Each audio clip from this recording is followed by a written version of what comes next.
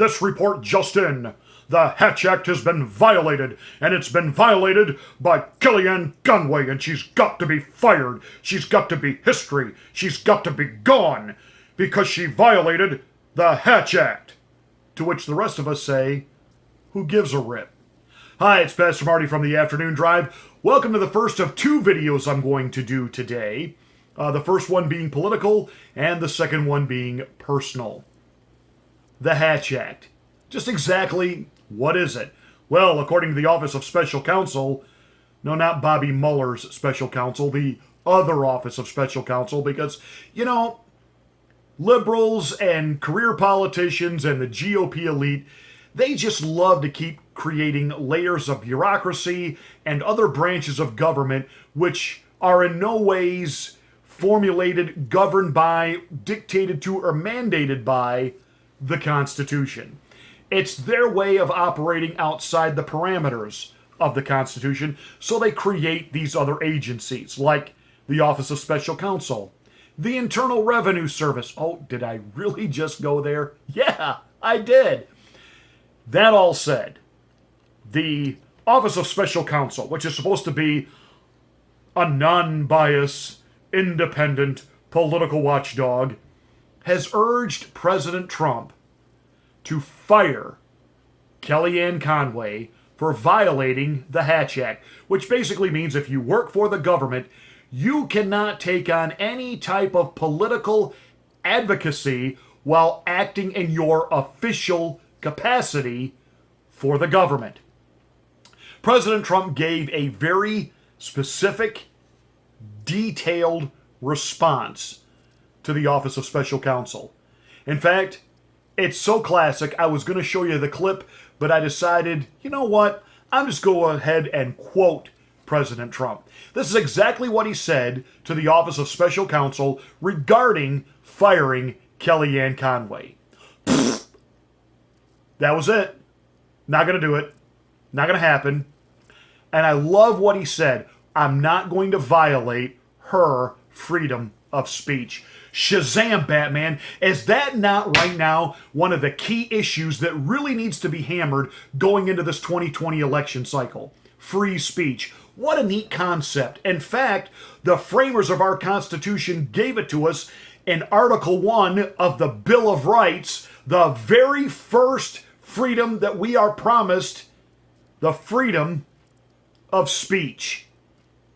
And yet, the libloons who have claimed for centuries that it is the conservatives and these right-wing fascists constantly trying to silence freedom of speech, suppress freedom of speech, suppress freedom of thought. This is how Larry the Pig Flint got to sell, pornographic materials in drugstores at the eye level of 5-year-olds because, his attorneys convinced the Supreme Court you can't suppress his freedom of speech. And thus, the porn industry exploded in this country because it was freedom of speech.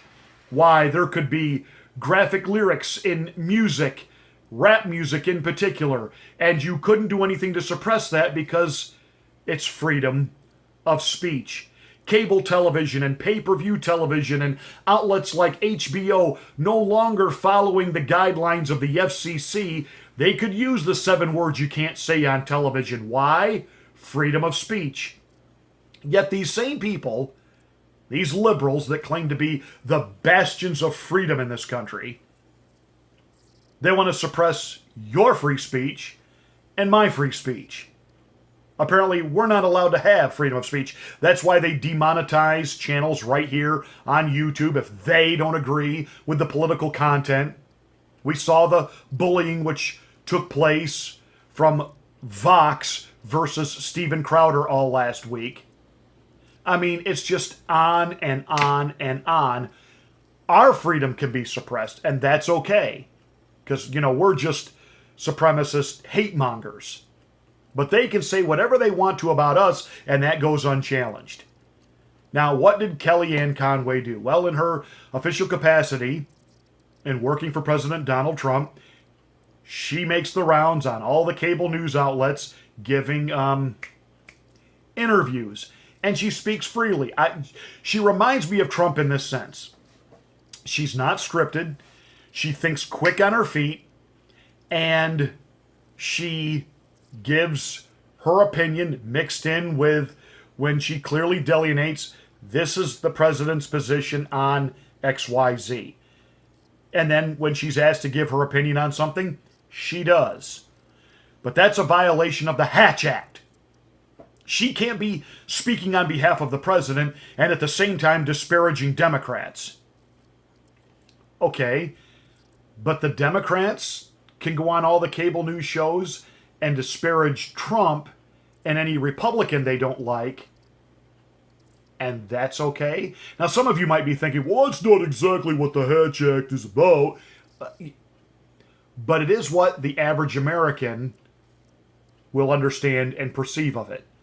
That you're telling Kellyanne Conway she can't give her political opinion, but Democrats can.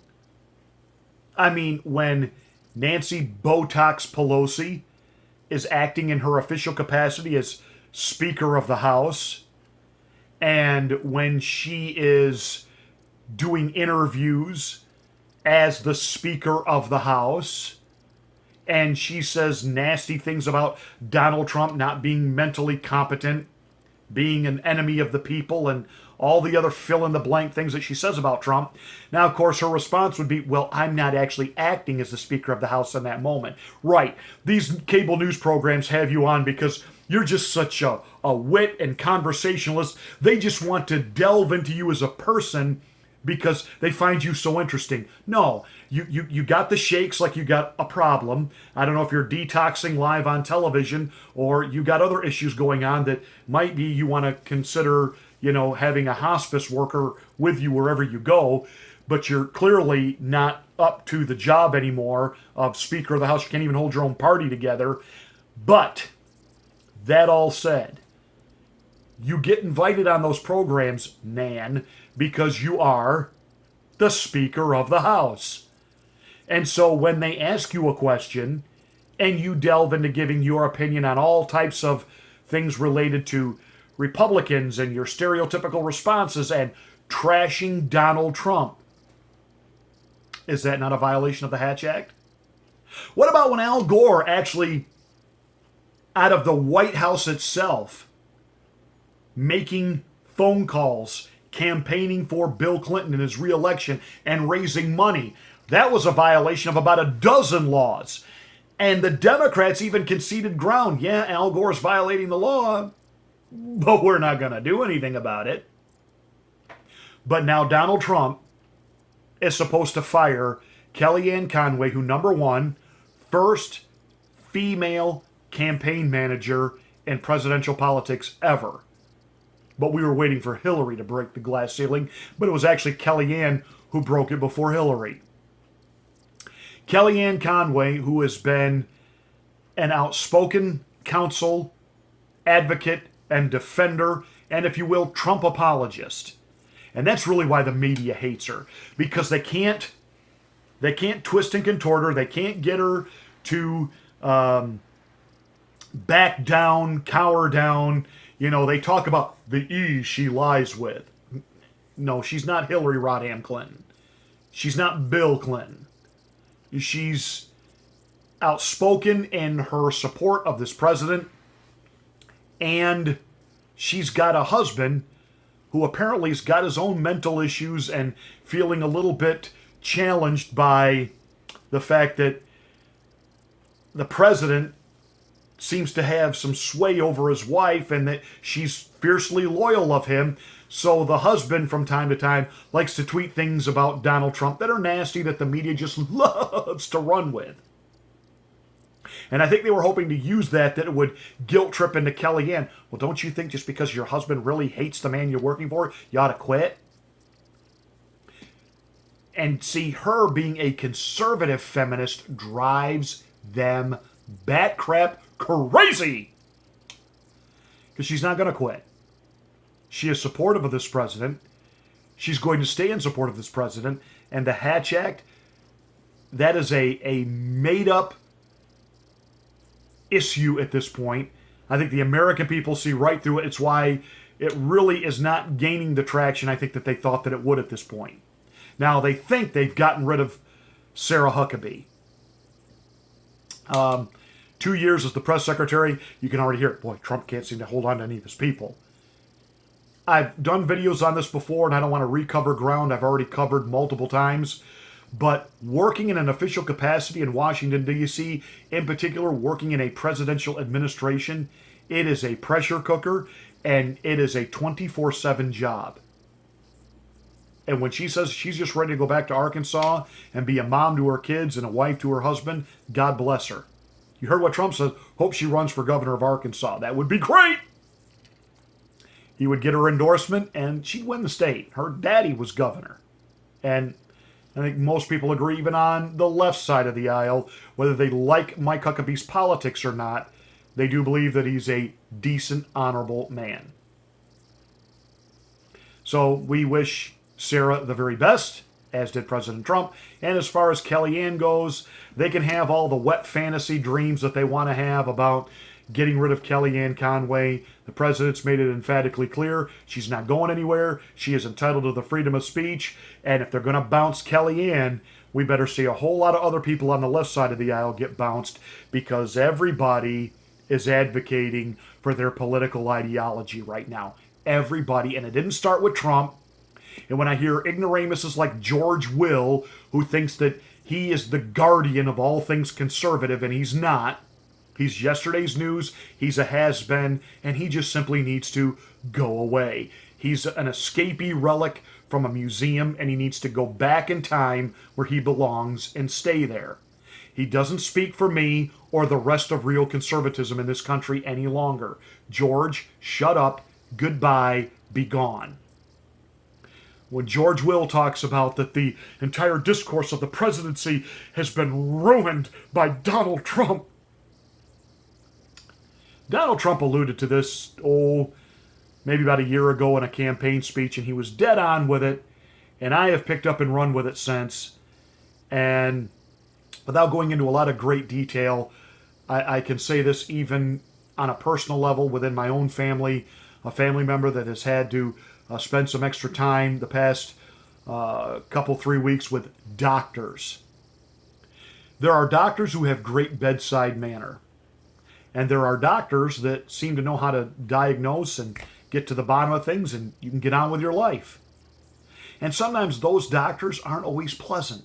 They cut you off. They don't want to hear your excuses. They tell you what you need to hear, not necessarily what you want to hear.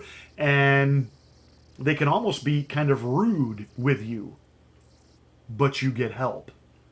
And then there are doctors, they've got an incredible bedside manner. They might even tuck you in at night and read you a story. But you're not any better. You're not getting any healthier. You are paying them lots of money to keep going to doctors that, he's just so nice. You know, I pastor a congregation, and many of my congregants are older adults. And there are some of them that have been sick with certain things for months and years, and I've said to some of them, I think it's time that you got a new doctor. Oh, but he's so nice. Donald Trump asked this question. Do you want the doctor that's got great bedside manner, or do you want the doctor that can actually cure you? Donald Trump may not have great bedside manner.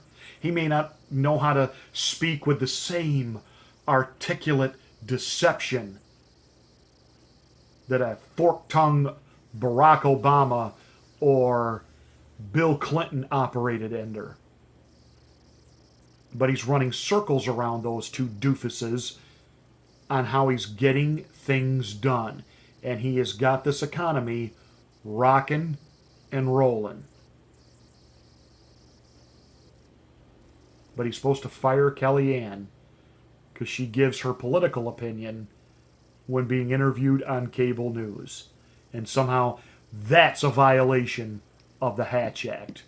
Okay, I'll remember that the next time Maxine Waters, Nancy Botox Pelosi, Chuck E. Cheese Schumer, and the rest of that Democratic ilk, you know, the stuff that you scrape off the bottom of your shoe after you walk somewhere you shouldn't have stepped. We're going to find out just how many of them commit a violation of the Hatch Act every day.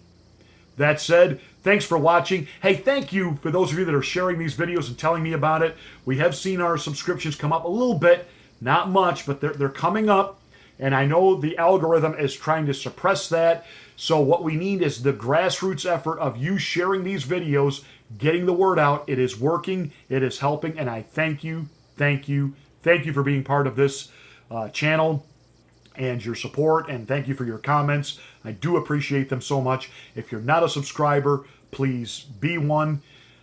Smack the bell so that you get my next rant. And don't forget, I got another video coming today, but also share the video I did yesterday on the Electoral College. That is huge, and we'll be doing more because the Democrats are trying to steal the 2020 election by thwarting and circumventing the constitutional Electoral College process.